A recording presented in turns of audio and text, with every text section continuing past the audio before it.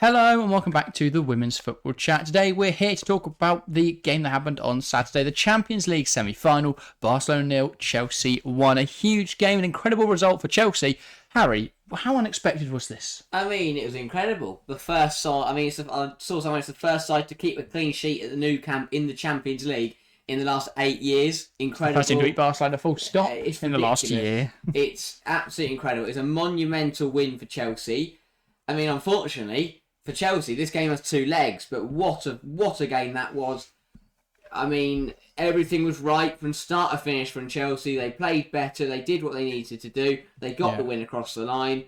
And now, at the half-time stage in this semi-final, Chelsea are 90 minutes away from the Champions League final.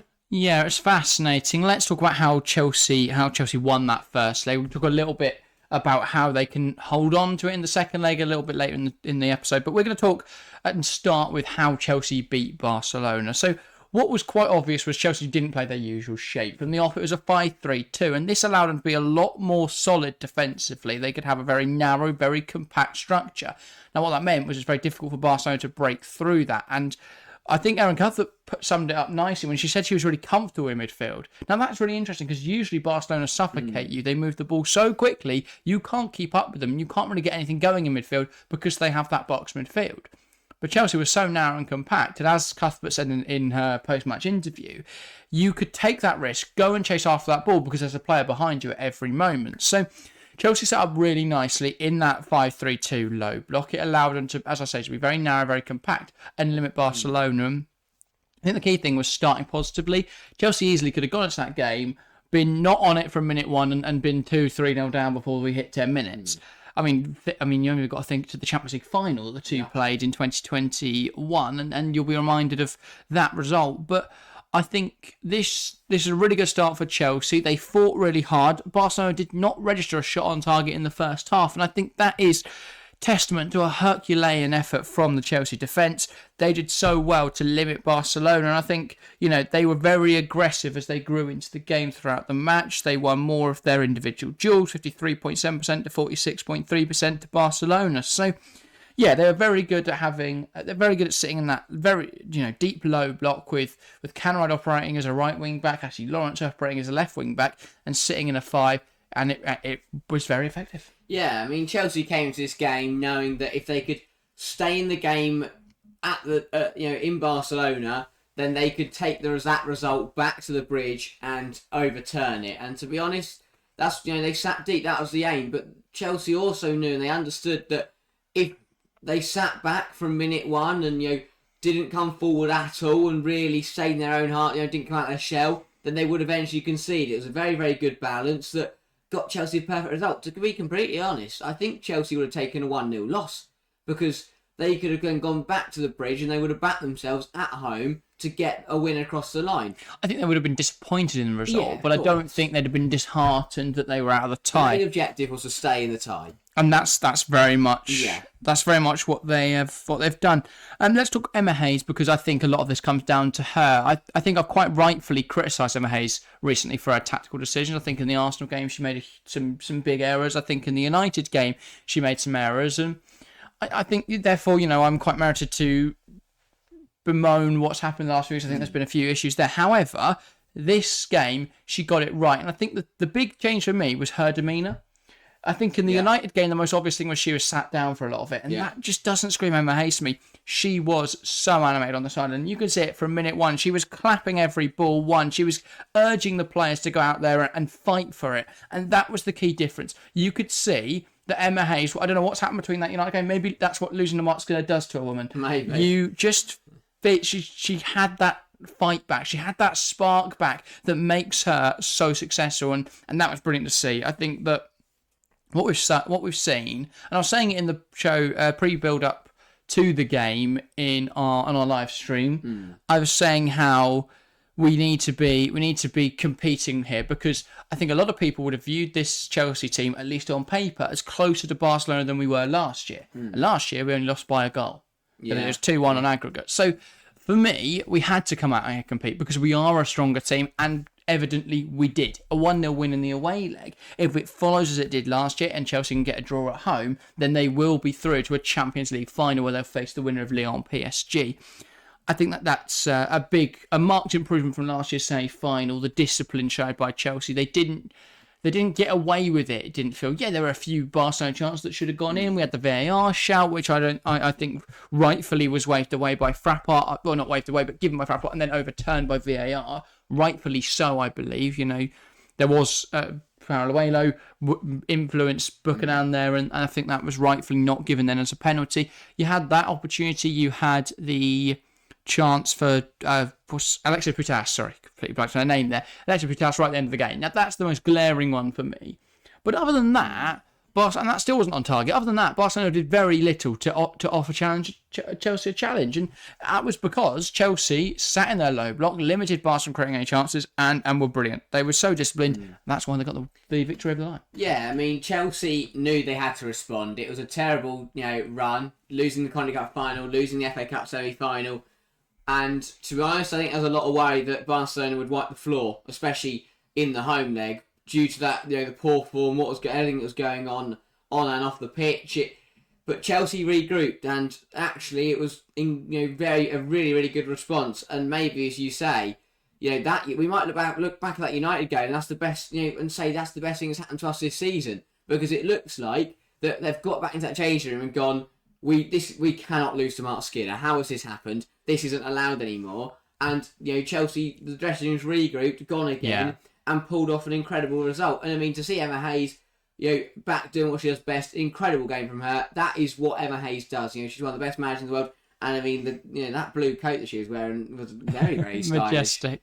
But yeah, just to add to your point there, I think a very poignant scene was the huddle at the end of the game. Yeah. Everyone together there. Hayes in the middle, and she looked animated. She looked overjoyed with what her team had pulled off there, but by no means was overplaying how difficult the second leg would be. It seemed. It was very much great job. From what we could see, obviously I wasn't there, but it seemed like a great job. So happy for you, but let's focus now. We've got in a week's time we play them again, and we have to see this tie out. But I think very good stuff for Chelsea. Yeah, I mean that's the interesting point, isn't it? For me, Chelsea, they've done the hard part. They've gone away. They've got the result. Now it is 90 minutes in front of an incredible crowd at Stamford Bridge to see this game through. Yeah, I mean, we'll talk more in a moment, but I wanted to talk about go back to the game we've just seen.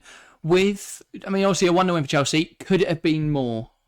Could it have been more for Chelsea? It really should have been, and sometimes these are, we'll look back at this game and we'll kick ourselves because there were so many. There were chance after chance. Yeah. Many players had at least one or two. Well, I think back to the Canaride one, I believe it was, that she could have shot. She chose to pass, and then James couldn't really get a shot off. There was the Ramirez one where she muscled everyone off the ball and slipped over and skied over the bar. That's really impressive. I think Barca made an odd decision to pull Engen out of the game and put Gallardo to centre half. I mean, also she had the pace to keep up with Ramirez, but once Paredes got thrown on the floor, Gallardo really couldn't compete physically. And I mean, brilliant positioning from Gallardo to stop Ramirez being able to get a clean shot on goal, but Ramirez really should have put that away. And Ramirez, yes, she should have scored. Yes, probably, could have been better in front of goal, but I think that is probably the best performance we've seen from her in a Chelsea shirt. That hasn't had a goal in it. Exactly. I completely agree. The way she was throwing people on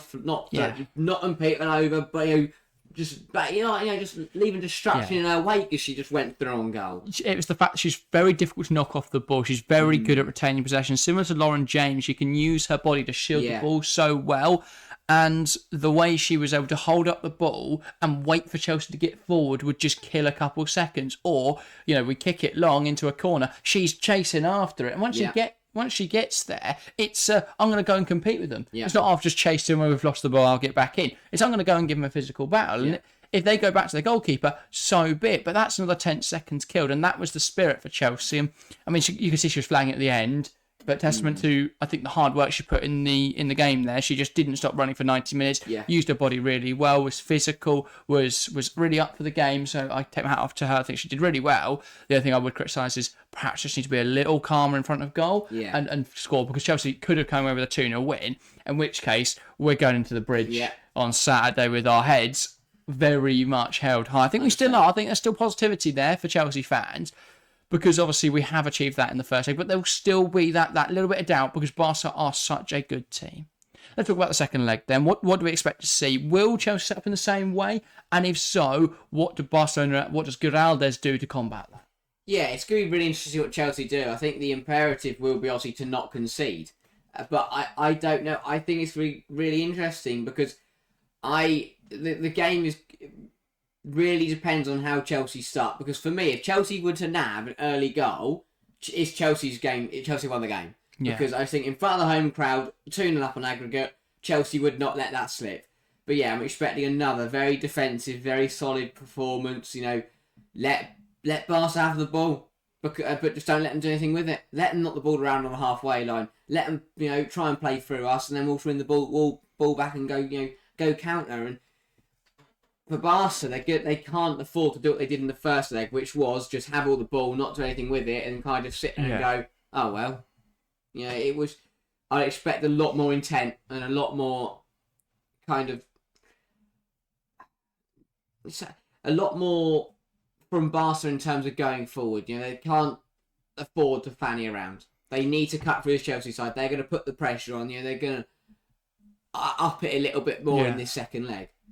Yeah, I think you make some interesting points. My question mark will be whether Alexia Putellas starts. I don't know. Do you think if she started that first leg, she would have got a goal? Don't make a difference. I don't think. The way Chelsea set up, I don't think whoever was on that pitch would have broke that Chelsea side down. Fair enough. Yeah, I completely agree. And I think if Chelsea, that's the thing for the whatever Barcelona do, if Chelsea play as well as they did in the first leg, as flawlessly, as combative, as disciplined as they did, then Barcelona can't score. And that's the fact of it. Unless Chelsea make a mistake, Barca can't break Chelsea down if they play the same way they did in the first leg. Because Chelsea 1-0 up, this is why it's so big. Chelsea have one mistake in them. They're allowed one mistake, then and then Barca will level it up. I think Emma Hayes is going to allow one. Yeah, I know, but technically, if we're talking, realistically, Chelsea are allowed one error. They won't be out. They won't be out. If Chelsea make an error, they're still in the game. So that's why a 1-0 win is so much more imperative. Because that's massive. It puts Chelsea in a brilliant position. It really, really does. And if Chelsea play the same way they did in the first leg, they will be in the Champions League final. That's the simple fact of it. If Chelsea put up a spirited and disciplined performance like they did in the first leg, they will get through. They will be in the Champions League final. Nervous. It's going to be good. It's going to be good on Saturday. Of course, we will not be streaming it. Very sorry. I know I can hear you guys booing, but we are going to the game. Again, if you are going, feel free to come and say hi. But yeah, should be a very good game. I'm very, very excited for it. Unfortunately, though, obviously that means we can't stream it, but we will be live on Sunday for PSG Lyon, so we'll know who they will face in the final. So by Sunday evening, we'll know what the Champions League final is. Ooh. That tie was brilliant in the first leg as well. Yeah. Unfortunately, wasn't able to catch much of it, but what a comeback from Lyon in that game. Come on. But PSG really should have seen that out, shouldn't they? Yeah, 100%. I don't care who you are, what position you're up against. If you're 2-0 up... That's Barcelona. If you're 2-0 up with half an hour to go in a Champions League semi-final, you don't concede. You don't lose that game. I think it's less than half an hour. It's only 20 minutes, I think. Yeah. But Lyon got their first goal in around the 70th minute. Absolutely ridiculous. Shocking from PSG. They'll be frustrated because even if they'd still thrown that game away for a draw, they'd still be in. They'd still be in the tie. Even if they only just won 2-1. But for me, to lose that game was really poor. And once you're losing to Lyon on aggregate, you might as well say goodbye to the Champions League. Yeah, it's the home leg for PSG in the second, though, I believe, which is definitely maybe going to play into their hands somewhat. I do think it is going to be a tough match, but I also found it quite amusing that Khadija Diataldiani was the one who scored for Lyon, obviously a former PSG player, and really kicked off that comeback. But yeah, I think it's going to be a good game, and we will be live for that Sunday, so do join us there. It should be an interesting game. But prediction then for Saturday, Chelsea-Barcelona. What's your prediction, Harry? I am going to match last year's result, just the other way round. I'm going to go for a 1-1 draw, which means Chelsea will go through this time, 2-1 on aggregate. I'm expecting something, and this might be just because we're going to the game, but I want Barcelona to take the lead. With about just on the stroke of half time. Do you want to have a heart attack, mate? No, it's going to be tough. It's going to get good. That's a bit of worry about. For Bon Mati, and then I will go 91st minute. Cat Macario, 1-1 Chelsea. Chelsea go through. Stamford Bridge, absolute limbs. I love it. I love it. I'll be throwing myself over 10 seats of chairs. So on the pitch. Look if You watch out the bridge. You see me on the pitch. If you see a bloke get kicked out, probably him. I will go 2-1 Chelsea. Very confident. Very confident now. I was before the first leg. I said it's going to be 1-0. And I was proven even my expectation, which I thought was a little bit unrealistic for a Chelsea draw, was surpassed by the Chelsea team. So I think they will win here. I'll go 2-1. I think Chelsea will go 3-0 up. I think first half, Lauren James, Guro right, and no, Guro probably won't start, I don't think. So I'll say a Sjokke Nusken goal. Fair enough. Lauren James, Sjokke Nusken goals. So 3-0, party atmosphere at the bridge. You're jumping up and down. I'm throwing myself down flights of stairs. It's going mental. In all seriousness, then sorry. Atana Almaty scores 3-1, and everyone just sort of goes, hang on a minute, what's happening here?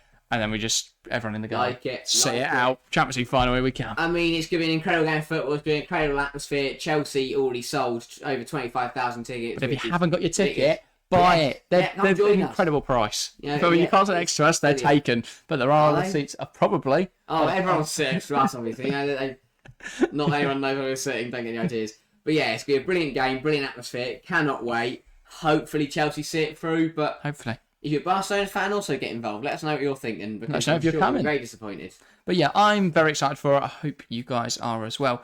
And should be a good one. So get involved in the comments below. Give your thoughts ahead of the game. If you want to keep watching our content, there's going to be a video on screen now. It'll probably be our preview to the last game. So I might link another one, which I can't remember what the video was before that. But that'll be on screen now. So go ahead and give it a click. I think that was Chelsea in the FA Cup semi-final. Yes. So more Chelsea content, go ahead and click it there. But that's everything from us this week. As I said, we'll be live on Sunday for PSG versus Lyon. I believe that's a 6 o'clock kickoff, so we will start at 5:30, and we'll be doing that game. Very excited for it. Should be a good one. No, it's a 3 o'clock kickoff, isn't it? It got moved earlier. So 2:30 for the 3 o'clock kickoff. Join us there. It should be a good one. Unfortunately, no WSL coverage this weekend because of that huge WSL game. It's sort of slap bang in the middle of all the WSL games. And the only one we really could have done was City, Bristol City. And to be honest, I don't really want to watch Khadija Shaw score 8 goals. So yes, we will be back though with WSL the week after with an absolute cracker. Man City versus Arsenal. Should be very good. So I'm very excited for it. Join us there. But that's everything. That's our itinerary for the next few weeks if you want to watch it. But yeah, look out for predictions this Friday. WSL predictions, on Friday as well. Done all the plugging I can. Thank you guys very, very much for watching. And we'll see you next time. See ya.